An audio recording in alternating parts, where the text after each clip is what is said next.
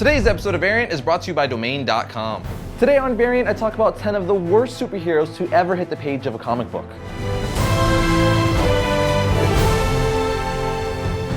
Welcome to Variant, where we love comics more than I love having an action figure of myself. I'm your host, Arris.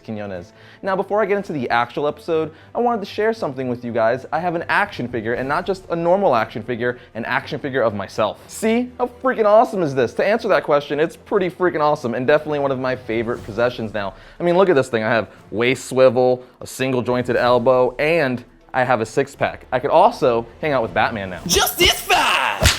I even have my own custom packaging. Now, you may be asking, can everyone buy this figure of me? And to answer that, no. This was a custom-made figure from the awesome guys at myfaceonafigure.com. So to answer your next question, yes, you could be made into an action figure as well. All you have to do is go to their website, follow the 4 easy steps, and boom, now you're an action figure. And because the guys at myfaceonafigure.com are so awesome, they will give you 10% off if you use the coupon code VARIANT10. Some of you guys may be saying, really, Arris, this is just another ad. And to you, I say, nay. They don't sponsor the show. They're just a cool company that I wanted to mention because they have a cool product. Plus, I'm sure lots of you guys watching the show collect action figures like I do and would want an action figure of yourself. So I wanted to help those of you out, making your dream come true. But now, moving into the actual episode, I'm going to be counting down 10 of the worst superheroes in comics. And I know in the past I've talked about some horrible ones in my WTF segments, but I have 10 new ones for you today. Well, actually I'm reusing one of them, but that's just because he's so bad I had to talk about him again. And I just want to clarify, these are actual characters from real comic books, mostly from DC and Marvel.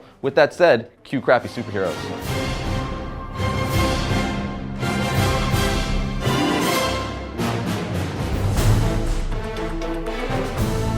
In no particular order, at number 10, we have Razorback. He first appeared in Peter Parker, The Spectacular Spider-Man, issue 13. Now, just by looking at this guy, you're probably like, oh, he has some sort of pig-like power. That's probably incredibly stupid. But no, he doesn't have a pig-like power. He's a mutant with the power to, are you ready for this? He can instinctively drive any vehicle. Yeah, I'm just as dumbfounded as you. But with saying that, there's a huge plus that we're probably all overlooking that comes along with his power. He definitely got one hell of a score on his driving test. Next, we have Color Kid. He first appeared in Adventure Comics issue 342. Color Kid has the ability to change the color of anything, which, think about it, it could come in real handy. For instance, your shirt doesn't match your pants? Boom, now it matches. Tired of having blue bed sheets? Bam, now they're red. Or you want that purple and green Heinz ketchup from the early 2000s that got discontinued in 2006? Well, guess what? With Color Kid's powers, instant throwback ketchup. See? The power isn't all that useless. Actually, it's pretty stupid. Now we have Dog Welder. He first appeared in Hitman issue 18. He's a member of the superhero team Section 8, which is led by the delusional superhero wannabe Six-Pack. Now, you may be thinking, why the heck is he called Dog Welder? Well, that's mainly because he's a mysterious and disturbing crime fighter who welds dead dogs to bad guys' faces. Now, this is some weird human centipede crap. I don't even know what more to say about him besides he's a crime fighter who welds dogs to bad guys' faces. What the heck? Next, we have Doorman. He first appeared in West Coast Avengers issue 46. Now, when you think of a doorman, you think of a guy who opens doors like at a nice hotel or something, but Marvel decided to make a superhero named Doorman that by pressing himself against a solid surface, people and things could pass through him and go to the other side of that surface. For instance, if there were a door you couldn't pass through, Doorman could press himself against it and then you could walk through him. So his superpower is he's a door. I would just like to be around when people ask him what his superpower is. Like, imagine him at Avengers tryouts and Captain America is like, what is your superpower? And he's like, essentially, I'm a door.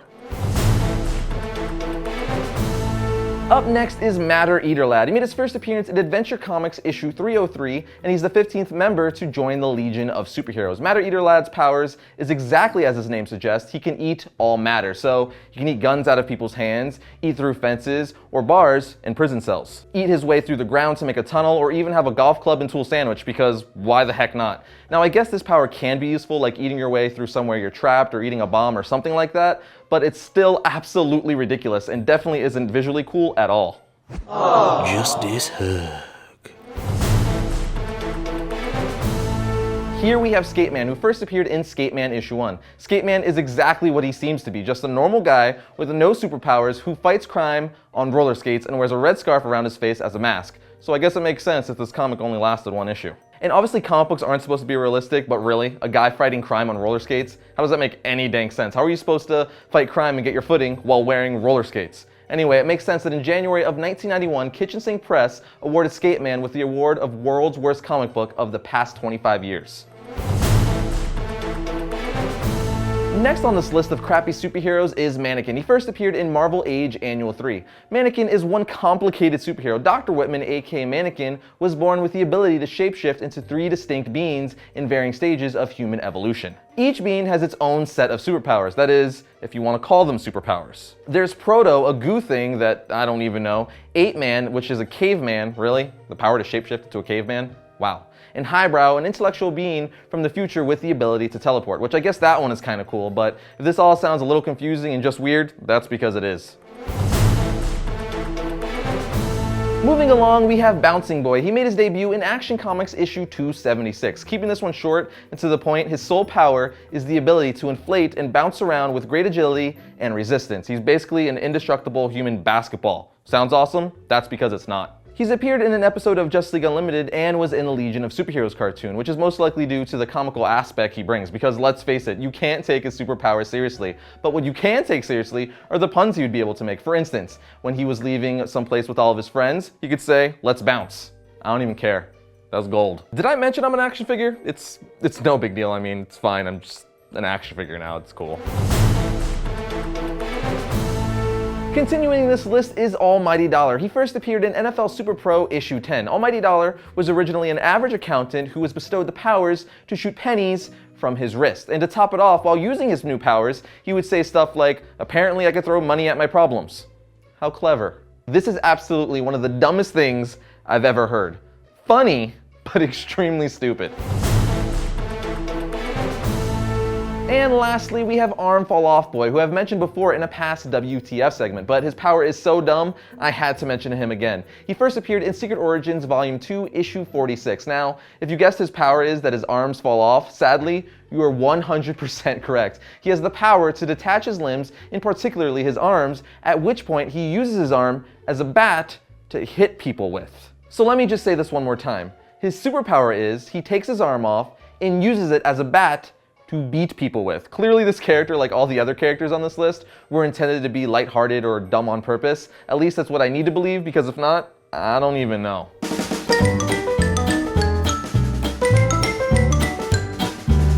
Did you know Marvel feared that Spider-Man would scare people? Spider-Man is without a doubt one of the world's most famous and popular superheroes, but the Wallcrawler was very close to being scrapped entirely. Martin Goodman, head of Marvel Comics at the time, told Spider-Man creator Stan Lee that he thought the new hero was a rotten idea for a comic book character. Goodman sincerely believed that the character would struggle to be accepted by Marvel fans for the simple fact that people were scared of spiders, so of course they would be scared of Spider-Man. But they moved forward with the character anyway, and obviously Goodman was completely wrong, as Spider-Man went on to be one of the most famous superheroes in the world. When you buy a domain name from domain.com, you get the power to influence and control what people find when they search for you online. No domain extension will help you tell your story like a .com or .net domain name. Domain.com is affordable, reliable, and easy to use. The guys at domain.com gave Variants an awesome offer. Get 15% off domain.com's already affordable domain names and web hosting when you use the coupon code Variants at checkout. So when you think domain names, think domain.com.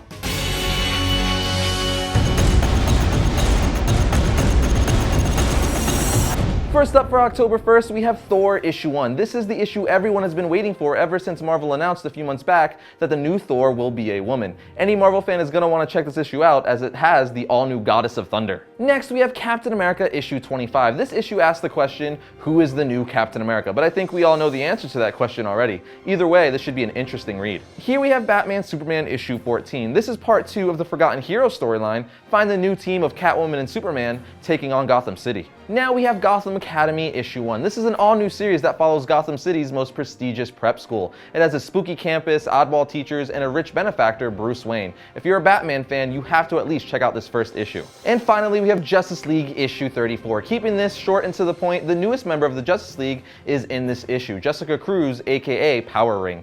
Well, that brings another episode of Variant to a close, but remember, you could always like our Variant Facebook page to keep up with the show and all things comic related. You can also follow me on Twitter at twitter.com/Arris_Quinones. But me and my action figure will see you guys next week when I talk about all things comics. You're supposed to get your footing while wearing roller rates.